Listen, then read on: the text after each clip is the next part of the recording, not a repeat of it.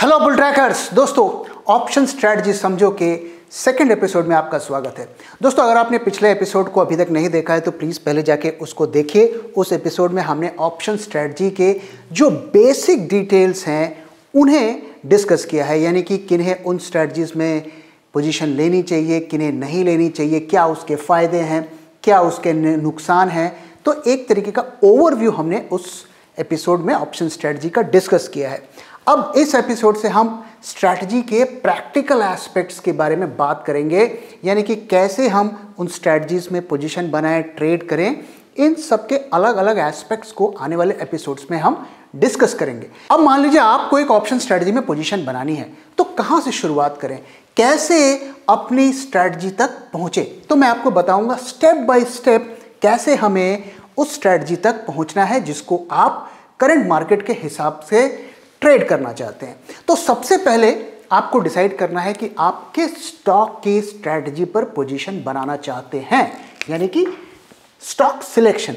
तो दोस्तों, अगर आपने पहला एपिसोड देखा होगा तो उसमें हमने बताया था कि जो नए लोग हैं उन्हें निफ्टी और बैंक निफ्टी में ही काम करना चाहिए और खास करके स्टॉक की स्ट्रैटेजीज को अवॉइड करना चाहिए, क्योंकि वहां पे जो है पोजीशंस बनाना थोड़ा मुश्किल होता है, वॉल्यूम कम होता है और स्टॉक ऑप्शंस के प्राइस में बहुत ज़्यादा वोलेटिलिटी रहती है। तो इस वजह से निफ्टी और बैंक निफ्टी में ही नए ट्रेडर्स को फोकस रहना चाहिए। और निफ्टी और बैंक निफ्टी में भी अगर सेलेक्ट करना हो तो बैंक निफ्टी में फोकस करें, क्योंकि एक तो उसका लॉट साइज कम है और उसमें वॉल्यूम भी काफ़ी ज़्यादा अच्छा होता है। तो टू बिगिन विद आप बैंक निफ्टी में फोकस करें और उसकी स्ट्रैटेजी को पिक करें। अब नेक्स्ट स्टेप आता है ट्रेंड, कि जैसा कि दोस्तों आप जानते हैं, जब हम स्ट्रैटेजी में पोजीशन बनाते हैं तो उसमें मेनली 4 तरीके के ट्रेंड पॉसिबल होते हैं: बुलिश, बेयरिश, न्यूट्रल। न्यूट्रल यानी कि रेंज बाउंड, यानी कि हम उम्मीद करते हैं कि जो स्टॉक का जो 2 पॉइंट के बीच में ही रहेगा उसे हम न्यूट्रल या रेंज बाउंड कहते हैं। और एक होता है वॉलेटाइल, यानी कि स्टॉक में किसी भी डायरेक्शन में एक जबरदस्त मूवमेंट हो सकती है। तो अगर हम निफ्टी और बैंक निफ्टी की बात करें तो इसमें आप बुलिश और बियरिश में भी काम कर सकते हैं टू बिगिन विद, और न्यूट्रल स्ट्रेटजीज को और वोलेटाइल स्ट्रेटजीज को फॉर द टाइम बीइंग आप छोड़ सकते हैं। जैसे जैसे आप करेंगे तो आप अंतर समझने लगेंगे कि न्यूट्रल स्ट्रेटजीज को कब यूज करना है, वोलेटाइल को कब यूज करना है, बुलिश और बेयरिश को कब यूज करना है। तो टू बिगिन विद आप बुलिश और बेयरिश स्ट्रेटजी पर फोकस करें। अब ट्रेंड कैसे पता करें कि बुलिश है या बेयरिश है, तो इसके बहुत सारे तरीके हैं। अगर आप टेक्निकल एनालिसिस जानते हैं, इंडिकेटर्स यूज करना चाहते हैं, तो उसको यूज करके ट्रेंड आप निकाल सकते हैं। अगर आपको टेक्निकल एनालिसिस नहीं पता, आप बिल्कुल ब्लैंक हैं कि हमें नहीं पता कि ट्रेंड क्या है, तो हम क्या कर सकते हैं। तो उसके लिए आप कई चीजें कर सकते हैं।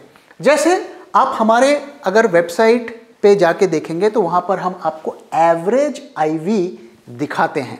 तो एवरेज आईवी क्या होता है कि हम स्टॉक के ऑप्शंस की एवरेज निकालकर एक आईवी बनाते हैं और उसके से भी हमें ट्रेंड का अंदाजा लगता है। कैसे लगता है? मान लीजिए कि अगर एवरेज आईवी तेजी के साथ बढ़ रहा है तो इसका क्या मतलब हुआ? इसका मतलब हुआ कि बाजार में पैनिक है, यानी कि उस स्टॉक के लिए पैनिक है और लोग उम्मीद कर रहे हैं कि किसी ना किसी डायरेक्शन में बड़ी मूवमेंट होगी। तो जनरली जब आईवीज बढ़ते हैं तो एक तरीके का वो बेयरिश इंडिकेटर होता है ज्यादातर केसेस में। दूसरा जो इंडिकेटर होता है कि आप इंडिविजुअली कॉल आईवी और पुट आईवी को देखें। तो हमारे वेबसाइट पर अगर आप जाके देखेंगे www.optionbingo.com, तो उसमें हम कॉल आईवी और पुट आईवी भी दिखाते हैं। अब जब कॉल आईवी पुट आईवी से ज्यादा होता है तो एक तरीके का बुलिश सेंटिमेंट होता है, और वहीं अगर पुट आईवी कॉल आईवी से ज्यादा होता है और उसमें बढ़त देखने को मिलती है तो वह एक तरीके का बेयरिश सेंटिमेंट होता है। तो आईवी को देखकर भी आप एक ट्रेंड का अंदाजा लगा सकते हैं। दोस्तों, यहां पर मैं एक और चीज क्लैरिफाई करना चाहता हूं कि कई लोग जाके विक्स देखने लगते हैं। तो विक्स की गोली खाना बंद करिए, क्योंकि विक्स जो है वो एक जनरल जो मार्केट, ओवरऑल मार्केट के सेंटिमेंट को बताता है, वो इंडिविजुअल स्टॉक के सेंटिमेंट को नहीं बताता है। इस वजह से जब आप इंडिविजुअल इंडेक्स या इंडिविजुअल स्टॉक के सेंटिमेंट्स को चेक करना चाहें तो आपको उसके आईवी को चेक करना चाहिए, ना कि विक्स को चेक करना चाहिए। अब इसके बाद हम पुट कॉल रेशियो की बात करते हैं। तो पुट कॉल रेशियो से भी आप ट्रेंड का अंदाजा लगा सकते हैं। ज़्यादातर लोग अगर आप देखेंगे तो ये समझते हैं कि पुट कॉल रेशियो 1 से ज़्यादा हो तो बुलिश है, 1 से कम है तो बेरिश है। दोस्तों ये कोई सही चीज़ नहीं है। हमें ये देखना है कि पुट कॉल रेशियो बढ़ रहा है या घट रहा है।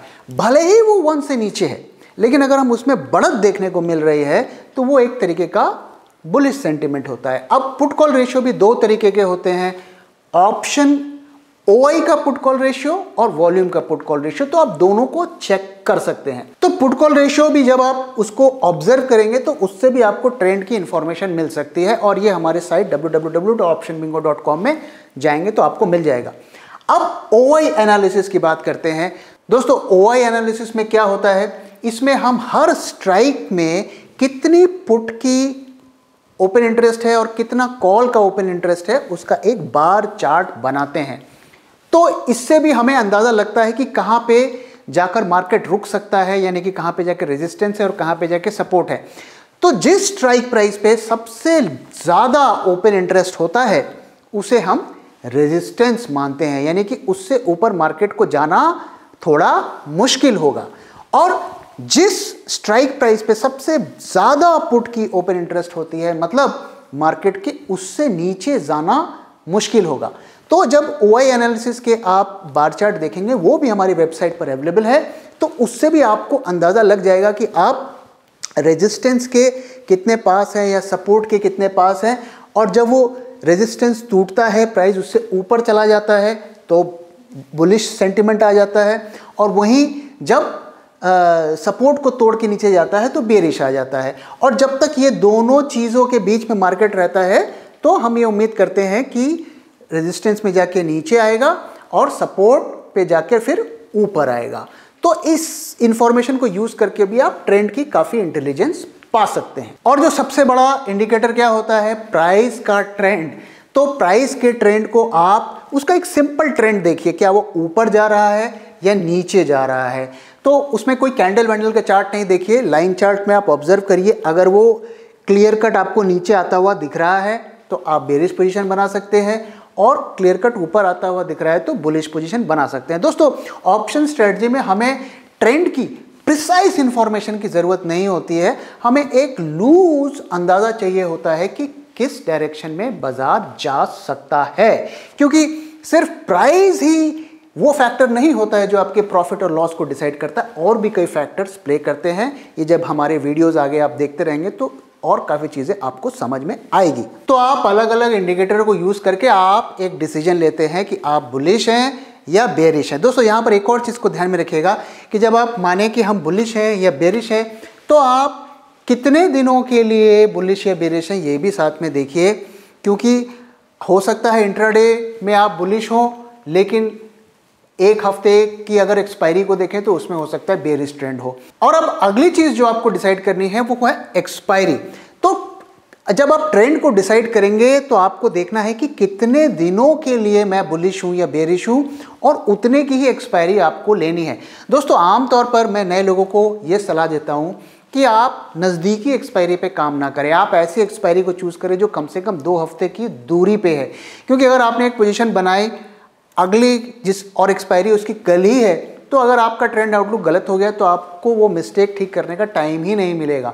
इस वजह से ये ज़रूरी है कि आप थोड़ी दूर की एक्सपायरी लें, कम से कम 2 हफ्ते की दूर की। तो अब आपके पास स्टॉक आपने सिलेक्ट कर लिया, ट्रेंड आपने सिलेक्ट कर लिया, एक्सपायरी आपने सिलेक्ट कर लिया। अब हमें क्या स्टेप लेना है वो मैं आपको बताता हूं। अब देखिए, आप बुलिश हैं और बेरिश हैं, तो बुलिश के लिए मैं आपको 2 स्ट्रैटेजी सजेस्ट करूंगा एज अ बिगनर, और बेरिश के लिए आपको 2 स्ट्रैटेजी सिलेक्ट करूंगा। कौन सी है वो स्ट्रैटेजी? वो स्ट्रैटेजी है बुलिश के लिए आपको बुल कॉल स्प्रेड, और दूसरी जो है बुल पुट स्प्रेड, और बेरिश के लिए बेयर कॉल स्प्रेड और बेयर पुट स्प्रेड। दोस्तों इस नाम को लेकर ज़्यादा कन्फ्यूजन होने की ज़रूरत नहीं है। उसका सिंपल याद करने का तरीका है कि जब इसके शुरुआत में बुल होता है तो वो बुलिश स्ट्रैटेजी होती है, और शुरुआत में बेयर होता है तो बेयर स्ट्रैटेजी होती है। और अगर बुल कॉल है मतलब इसमें हम सिर्फ कॉल को यूज़ करेंगे, अगर बुल पुट है तो इसमें हम पीई को यूज़ करेंगे। उसी तरीके से अगर बेयर कॉल है मतलब हमारी बेयर स्ट्रेटजी है, लेकिन हम कॉल को यूज़ करके बेयर स्ट्रेटजी बनाएंगे। और बेयर पुट है मतलब हमारी बेयर स्ट्रेटजी है और हम पीई यानी पुट को यूज़ करके स्ट्रेटजी बनाएंगे। तो ये सबसे सिंपल स्ट्रेटजी होती है ऑप्शन स्ट्रेटजी में, और इसमें हमें सिर्फ 2 पोजीशन बनानी पड़ती हैं, सेम एक्सपायरी की बनानी पड़ती हैं, और दोनों के स्ट्राइक प्राइस अलग होते हैं। एक को हम बाय करते हैं, एक को हम सेल करते हैं। For example bull call spread को देखिए, इसमें हम बैंक निफ्टी का 38,600 का कॉल की पोजीशन बनाते हैं 30 दिसंबर की, और 365 रुपीज़ पर हम ये परचेज करते हैं, और साथ ही हम 38,800 के कॉल को सेल करते हैं और एक्सपायरी उसकी सेम है। तो ये हमारी बुल कॉल स्प्रेड की पोजीशन बन गई। अब जब आप स्ट्रैटेजी बनाते हैं तो हर स्ट्रैटेजी में क्या होता है, मैक्सिमम रिस्क कितना हो सकता है वो आप कैलकुलेट कर सकते हैं इस प्रीमियम को यूज करके। उसका सिंपल सा फॉर्मूला होता है, वो मैं यहाँ डिस्कस नहीं कर रहा हूँ। अगर आप फर्दर स्टडी करना चाहते हैं तो गूगल सर्च करिए bull call spread maximum risk, आपको वो फॉर्मूले मिल जाएंगे। तो इससे हमें तुरंत मिल जाता है कि इसमें कितना रिस्क है। अगर हम इस स्ट्रेटजी की बात करें तो इसमें रिस्क है 1318 रुपीज़, और इसमें मैक्सिमम आप कितना प्रॉफिट कमा सकते हैं वो भी आप कैलकुलेट कर सकते हैं। तो इस प्राइस के बेसिस पर जो मैक्सिमम गेन है वो है 3681। तो ये एक अच्छी स्ट्रेटजी है, रिस्क रिवॉर्ड भी अच्छा है। तो अब यहां पर एक चीज ध्यान में रखना पड़ेगा कि अगर आप ये प्राइस आपका चेंज हो जाता है, यानी कि आप इस प्राइस पे नहीं ले पाते हैं, कुछ बड़े या कम प्राइस पे ले जाते हैं, तो अकॉर्डिंगली आपका मैक्स रिस्क और मैक्स गेन चेंज हो जाएगा, और वो अगेन आप फॉर्मूला पे जैसे पुट करेंगे तो वो कैलकुलेट कर सकते हैं। आजकल बहुत सारे सॉफ्टवेयर भी अवेलेबल हैं जिनको यूज़ करके भी आप कैलकुलेट कर सकते हैं। इनफैक्ट हमारे वेबसाइट पर भी आपको बिल्डर मिलेगा जहाँ पर ये इन्फॉर्मेशन डाल के आप तुरंत वो कैलकुलेट करके आपको दिखा देगा। तो इसी तरीके से आप देखिए तो बुल पुट स्प्रेड में भी एक हमने बाय किया है, एक सेल किया है, यहाँ पर भी एक सेल किया है, एक बाय किया है, और यहाँ पर भी वही पैटर्न है। तो हर एक में एक ऑप्शन को बाय करना है, एक ऑप्शन को सेल करना है। अब यहाँ पर एक और चीज को गौर करिए। अब बुलिश स्ट्रेटजी में हमें 2 स्ट्रेटजी हैं, एक कॉल वाली है, एक पुट वाली है। तो इसमें से हम कौन सी लें, इसका भी एक बड़ा इंटरेस्टिंग आंसर है, और वो मैं आपको बताता हूं। अगर आप गौर से देखिए तो यहां पर जो बाय का प्रीमियम है वो ज्यादा है, क्योंकि हम बाय कर रहे हैं 365 में और सेल कर रहे हैं 312 में, तो बाय का प्रीमियम ज्यादा है। तो एक तरीके से ये ऑप्शन की बाइंग की पोजीशन है। तो आप बुल कॉल स्प्रेड पर पोजीशन तब बनाएंगे, यानी जब आपका बाय का प्रीमियम ज्यादा हो, वो पोजीशन आप तब बनाएंगे जब आपको लगता है कि बाजार में वोलेटिलिटी बढ़ेगी, यानी स्टॉक की आईवी बढ़ेगी। जब आपको दिखता है कि आईवी बहुत नीचे है और यहां से ऊपर ही जा सकती है, तो आप इस स्ट्रेटजी को पिक करेंगे जब आप बुलिश हो। और वहीं जब आप बुलिश हैं लेकिन आपको लगता है कि आईवी ऑलरेडी काफी ऊपर चढ़ गई है, अब यहां से नीचे आनी शुरू हो गई है, तब आप इस स्ट्रेटजी पर पोजीशन बनाएंगे। क्यों बनाएंगे? क्योंकि यहां पर आप देखिए सेल का जो प्रीमियम है वो ज्यादा है 656, और बाय का प्रीमियम कम है। तो ये एक तरीके की ऑप्शन सेलिंग की पोजीशन है विदाउट दी अनलिमिटेड रिस्क। तो ये एक एडवांटेज है। मान लीजिए आप ऑप्शन सेलिंग करना चाहते हैं और उसमें तो बहुत ज़्यादा रिस्क होता है और दिन भर आपको टर्मिनल के सामने बैठना ही पड़ेगा, लेकिन ऑप्शन सेलिंग का एडवांटेज आप इस स्ट्रैटेजी से बना सकते हैं विथ मिनिमम रिस्क या कैलकुलेटेड रिस्क। उसी तरीके से बेयरिश स्ट्रैटेजी में भी देखिए, ये जो स्ट्रैटेजी है ये तब आप लेंगे जब आपको लगता है कि आईवी गिरने वाली है, यानी कि बहुत ऊपर चढ़ गई है, अब लग रहा है कि गिरने वाली है, यानी कि ऑप्शन सेलिंग का फायदा लेना चाहते हैं, क्योंकि यहां पर सेल का प्रीमियम ज्यादा है। तो ये आपकी आईवी जब गिरेगी तो आपको ये फायदा देगा। और उसी तरीके से अगर आप इस स्ट्रैटेजी में देखें तो इसमें जब आईवी बढ़ेगा तब ये फायदा देगा। क्यों? क्योंकि यहां पर बाय का प्रीमियम ज्यादा है। तो दोस्तों अब ये देखकर आप एक चीज समझ रहे होंगे कि ऑप्शन स्ट्रेटजी में प्रॉफिट कमाने के लिए सिर्फ ट्रेंड का ऊपर जाना या नीचे जाना ही इंपॉर्टेंट नहीं है, साथ में आईवी का ऊपर जाना भी और नीचे जाने का भी चीज इंपॉर्टेंट है। अब मान लीजिए आपने ट्रेंड का आपका प्रेडिक्शन गलत हो गया, आप बुलिश थे, बाजार बेरिश हो गया, लेकिन अगर आईवी का आपका प्रेडिक्शन सही हो गया तो भी आप प्रॉफिट कमा सकते हैं या मिनिमम लॉस कमा सकते हैं। यही ऑप्शन स्ट्रेटजी की ब्यूटी है। तो आपके ऑप्शन स्ट्रेटजीज के इंपॉर्टेंट जो पार्ट होते हैं वो क्या होते हैं कि उसमें कौन सी पोजीशन हमें बनानी है, उसमें मैक्सिमम रिस्क कितना है, उसमें मैक्सिमम प्रॉफिट कितना है, ये आपने फाइनल कर लिया। अब इसके अलावा ऑप्शन स्ट्रेटजी में एक और बहुत इंपॉर्टेंट चीज होती है जिसे हम कहते हैं पे ऑफ चार्ट। और जब भी आप स्ट्रेटजी बनाएं तो पे ऑफ चार्ट उसका जरूर देखें। और पे ऑफ चार्ट क्या होता है वो मैं आपको बताता हूं। पे ऑफ चार्ट कुछ ऐसा दिखता है, बेसिकली ये बताता है कि अगर एक्सपायरी कहां पर होगी तो कितना आपको प्रॉफिट या लॉस होगा उस स्ट्रेटजी में।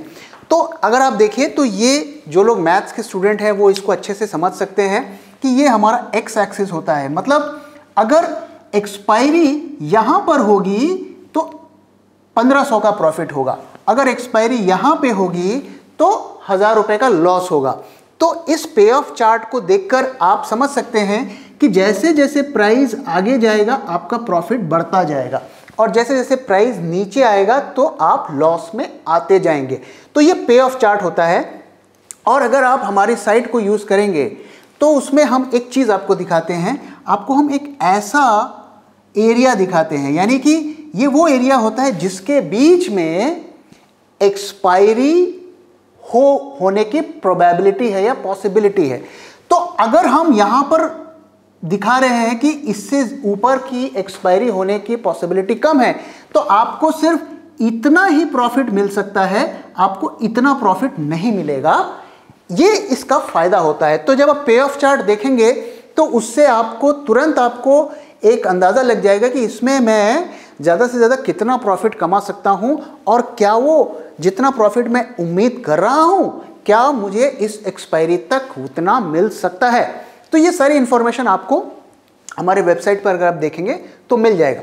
तो ऑप्शन स्ट्रेटजी ट्रेडर के लिए ये एक बहुत इंपॉर्टेंट टूल होता है और इसी से वो डिसाइड करता है कि हमें किस स्ट्रेटजी पर पोजीशन लेनी है।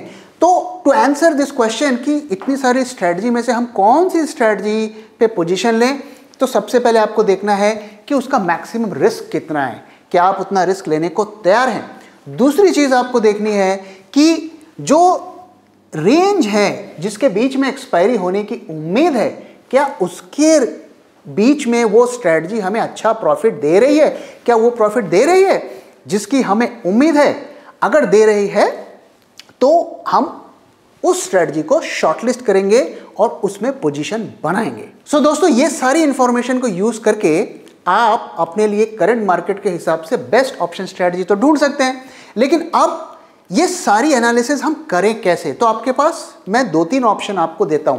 पहली चीज तो ये है कि आप जो है सारे फॉर्मूलाज नोट करके रखिए, उसे एक्सेल में फीड करके रखिए और एक्सेल को यूज करके आप उसमें प्राइजेस डालिए और उसके बेसिस पर मैक्सिमम रिस्क कितना होगा, मैक्सिमम प्रॉफिट कितना होगा, उसका पे ऑफ चार्ट वगैरह सब ड्रॉ करिए। तो ये बहुत से लोग करते हैं, एक्सपीरियंस लोग करते हैं, लेकिन इसमें मैं एक चीज़ बता दूं कि इसमें काफ़ी ज़्यादा मेहनत करनी पड़ती है और कैलकुलेशन एरर के भी चांसेस रहते हैं। तो अगर आप तो बिल्कुल कॉन्फिडेंट हैं कि आपकी कैलकुलेशन सही है तो बेशक आप इसे यूज़ कर सकते हैं, कोई बड़ी बात नहीं है। लेकिन अगर आपको डाउट है या आप इतनी मेहनत नहीं करना चाहते तो आपको कोई सॉफ्टवेयर या टूल यूज़ करना पड़ेगा। बाजार में बहुत सारे अवेलेबल हैं, आप चाहें तो हमारे टूल को भी यूज़ कर सकते हैं। बिल्डर स्ट्रैटेजी बिल्डर को यूज़ कर सकते हैं और उसको हमने काफ़ी यूज़र फ्रेंडली बनाया है। वहाँ जाकर आप सिर्फ सिलेक्ट करिए कि किस एक्सपायरी की आपको स्ट्रैटेजी बनानी है, किस स्टॉक की बनानी है और साथ में आप स्ट्रैटेजी का नाम सिलेक्ट कर लीजिए। मान लीजिए आपको बुल कॉल स्प्रेड बनाना है तो आप बुल कॉल स्प्रेड को सिलेक्ट कर लीजिए और वहाँ पर सिर्फ आपको ये स्ट्राइक डालना है, ये दोनों, और बाकी सब काम वो ऑटोमेटिकली करके आपको दिखा देगा। तो आपको वहाँ पर विद इन सेकेंड्स आप स्ट्रैटेजी को बनाकर भी एनालाइज कर लेंगे और डिसाइड कर लेंगे कि ये आपकी काम की है कि नहीं है। अब इसमें भी जो है थोड़ी सी मेहनत होती है। तो तीसरा ऑप्शन क्या है? तीसरा ऑप्शन है कि कोई ऐसा टूल यूज़ करिए कि जिसमें सब स्ट्रैटेजी बनाकर वो खुद ब खुद आपको दिखा दे और आप सिर्फ खोलें और डिसाइड करें कि ये स्ट्रैटेजी मेरे काम की है या नहीं है। तो वो टूल भी हमारे वेबसाइट पर है, स्ट्रैटेजी फाइंडर।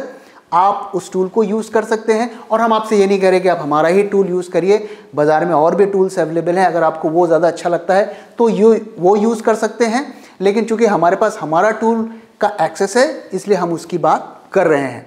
तो इन टूल्स को यूज़ करने से क्या होता है कि अब सडनली आपने देखा बाज़ार में बड़ी मूवमेंट हो रही है और आपको तुरंत पोजीशन बनानी है, तो तुरंत आप गए वहाँ पर फटाफट अपनी स्ट्रैटेजी देखी और 5 मिनट के अंदर आपने एक स्ट्रैटेजी पिक की और उसे अपने शॉर्टलिस्ट कर ली और उसमें अपना ट्रेड बना लिया और वहीं पर पोर्टफोलियो पर उसे ट्रैक भी कर लिया। तो ये फ़ायदे होते हैं टूल को यूज़ करने के लिए। बाकी जो बहुत एक्सपीरियंस लोग होते हैं उन्हें टूल्स की ज़रूरत नहीं होती है, वो बिना टूल के भी काम कर लेते हैं। और जब आप भी इसमें ट्रेडिंग करते रहेंगे, काम करते रहेंगे, तो करते करते उस स्टेज तक पहुंच जाएंगे। तो दोस्तों इसी के साथ मैं इस एपिसोड को यहाँ पे ख़त्म कर रहा हूँ। अब अगले एपिसोड में और भी हम जो प्रैक्टिकल एस्पेक्ट्स हैं, एक्चुअल ट्रेड्स हैं, उनको भी डिस्कस करेंगे। तो वीडियो कैसा लगा ज़रूर बताइएगा और अगर आपको कोई क्वेश्चन है तो प्लीज़ कमेंट बॉक्स में इसे पोस्ट करिए। हम पूरी कोशिश करेंगे कि आपके क्वेरी को आंसर करें। तो वीडियो अगर पसंद आया है तो प्लीज़ वीडियो को लाइक करिए, अपने दोस्तों के साथ शेयर करिए और हमारे चैनल को भी सब्सक्राइब करिए। Thank you very much for your time दोस्तों। मैं फिर मिलूंगा एक नए वीडियो के साथ जल्दी ही।